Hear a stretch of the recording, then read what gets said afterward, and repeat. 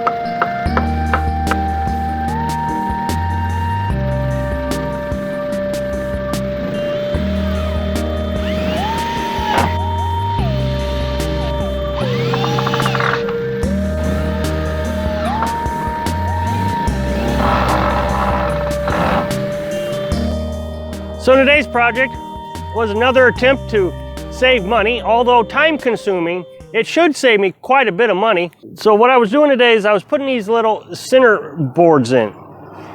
Now on normal construction, you wouldn't put those in.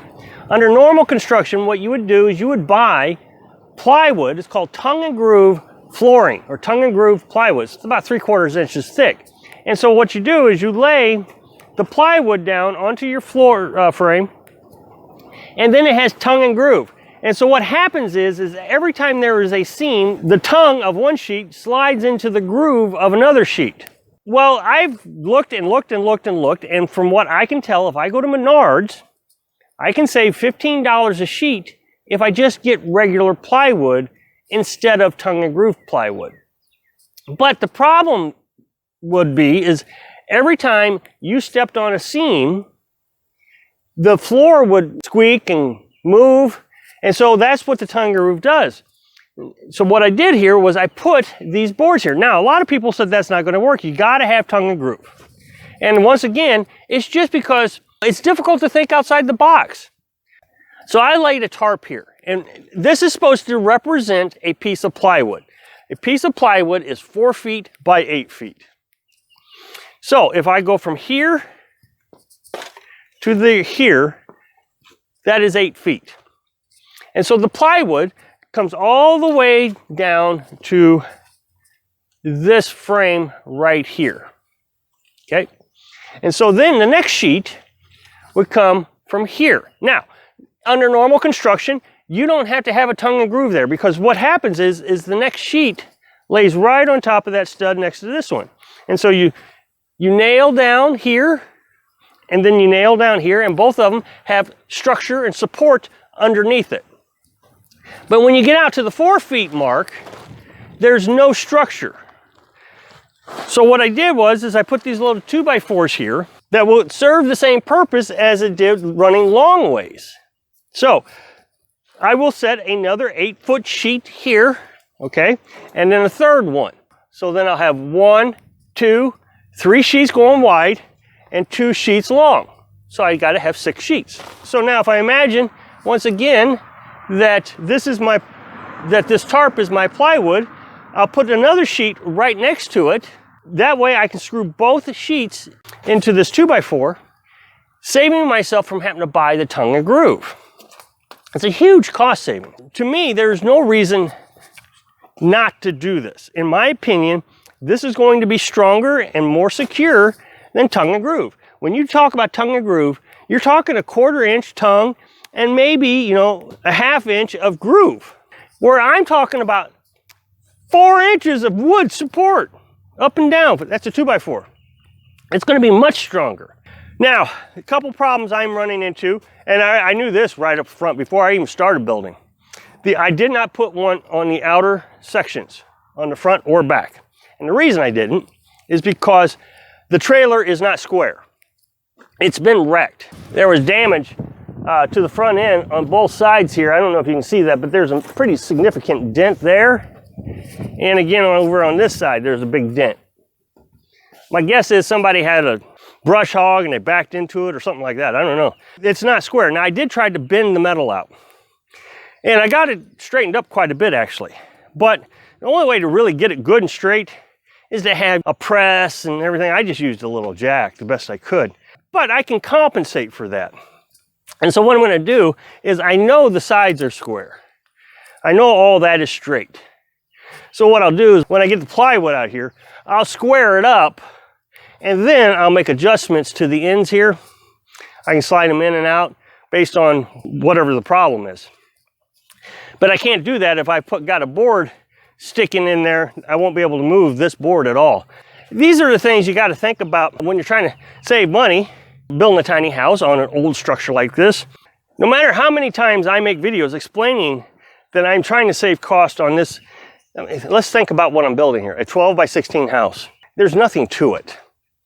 And so I don't need it to withstand hurricanes. I mean, heck, it's even sitting on a trailer frame. You know, a 40-year-old trailer frame. It's not going to be resale value. I'm not worried about resale value. Nobody is ever going to buy this thing. It's $5,000. I mean, as soon as I get it built, it's going to depreciate. I'm sure of it. And who cares? The only people that this thing is going to serve is me and Carolyn. And as long as we're happy with it, that's all we need. So I don't need to spend a ton of money on tongue and groove plywood. This thing is going to be solid. So I don't understand why I got to spend thousands of dollars more on materials that are not going to add that much value to the tiny house. Saw a comment today. There are manufacturers that build tiny houses, exactly what I'm doing here. Put it on the back of your truck and move it around. This woman says, why are these tiny houses so expensive? And if I recall, I couldn't find the comment again. I think she said, I saw one for $90,000. $90,000. I mean, yeah, I agree. Why would I want to spend $90,000 on something that's going to move around, cost nearly as much as a regular manufactured home, when we can build it for $5,000 or less because I'm using recycled materials? I'm going to find things that I can use that are recycled. I mean, I've still got all this scrap here that I've been using. All these boards that I cut today, all came from the scrap. I still haven't spent any more than $36 to build the floor. And then I'm going to save $90 by not having to buy tongue and groove. Now, like I said earlier, tongue and groove, I would have been able to throw it up here and screw it down to the floor. And it would have taken me an hour, maybe at most. And today I've spent 3 hours putting in these 2x4s so I don't have to spend the $90 on tongue and groove. To me, that makes sense to go ahead and spend the extra time. Sure, if you're a carpenter and you're trying to get through the job quickly so the people that you've promised the house to can move in as soon as possible, you're going to use tongue and groove, but you're also going to run up the cost of the house. And you're worried about resale value and code restrictions and all that. I'm sure code says you got to have tongue and groove. I'm sure it does. But again, in my mind, I'm sure the reason they wrote the code is some plywood manufacturer contacted your congressman or your county commissioner or whoever is in charge and said, I think that every house needs to have tongue and groove plywood. And I'll donate to your campaign if you can write legislation that says every house has to have tongue and groove plywood. So they say, oh, okay, yeah. And so the commissioner or the congressman all of a sudden gets a big donation for his next re-election campaign. And now we're all stuck with tongue and groove plywood when I have made something that is going to work better than what the tongue and groove is going to do. So that is my philosophy. And since I don't have to follow codes, because this is just going to be, you know, they're going to consider this a shed or trailer or whatever. They're not going to consider it a house. It's too small for a house. The house has to be 400 square feet. As I keep saying, you got to think outside the box. And the box is, if they're telling you you have to do it by code, there's reason why they want you to do it. It's not necessarily for safety reasons. There are some things that I agree, yeah, code is good. You know, electric, you're going to want to make sure it's wired correctly. Does it have ground and all that? But as far as the dang floor caving in on me, it's not going to happen. So I'm just spending extra money to pay some politician. Thanks for watching.